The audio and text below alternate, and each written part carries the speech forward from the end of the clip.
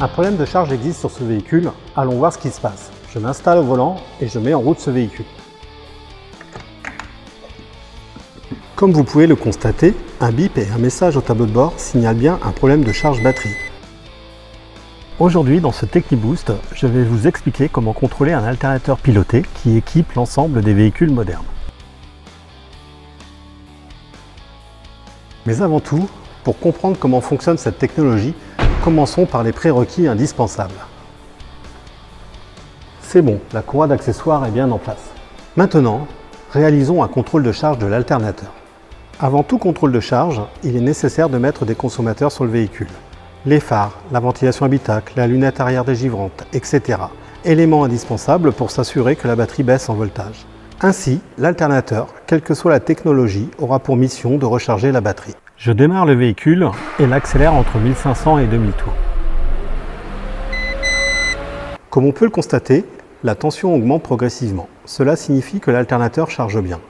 Les ampères sont là, pourtant notre véhicule signale un problème de charge batterie. Qui dit message au tableau de bord suppose qu'une partie électronique le gère.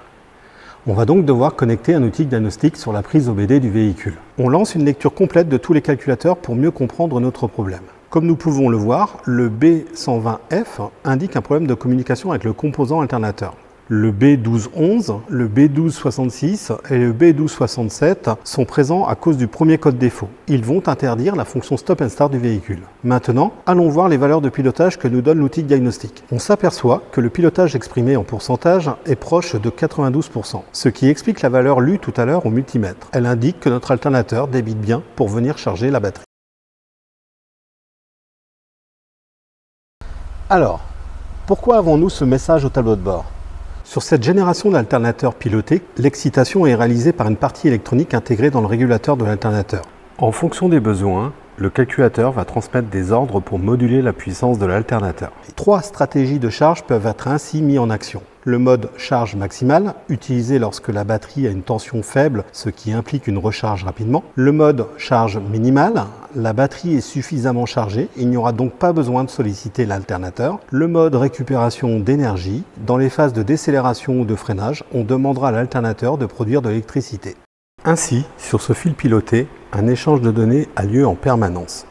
Le calculateur donne des ordres à l'alternateur. En échange, l'alternateur indique au boîtier de gestion sa valeur de courant d'excitation, sa température interne, les défauts présents et le fournisseur, marque de la pièce. Pour ces échanges de messages, il utilise un protocole de communication appelé LIN. Mais allons voir tout cela maintenant sur la voiture en branchant un oscilloscope sur le fil de pilotage.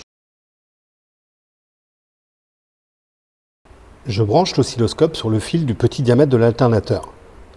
Et maintenant, regardons ce que nous trouvons. Comme nous pouvons le constater, aucun message apparaît. Juste une tension supérieure à 14 volts.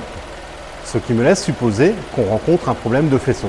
Après avoir diagnostiqué et réparé le fil en question, je rebranche l'oscilloscope.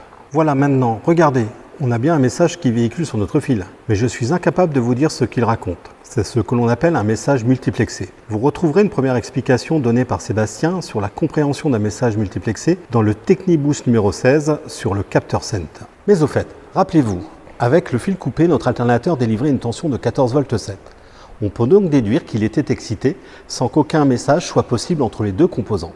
Et oui, c'est bien ça. Dans certaines conditions, l'alternateur aura un mode qu'on peut nommer secours. Il décidera de délivrer une tension maximale de lui-même. Le boîtier de gestion, quant à lui, informera via le réseau multiplexé un message de dysfonctionnement au tableau de bord pour avertir le client d'une panne existante. Pour terminer, sachez qu'une autre particularité de réparation est possible pour ce type de technologie. Aujourd'hui, des problèmes de charge d'alternateur peuvent aussi venir du boîtier qu'ils commandent. C'est pour cette raison que certains constructeurs demandent de le mettre à jour en réalisant une opération appelée téléchargement. Elle va upgrader la version qui favorisera l'échange de données entre les deux composants. Voilà, maintenant vous connaissez tout sur le principe de fonctionnement d'un alternateur piloté. Si vous avez aimé cette vidéo, n'hésitez surtout pas à la liker, à vous abonner et à partager l'ensemble de nos contenus à votre entourage. Merci et à très bientôt pour un prochain TechniBoost.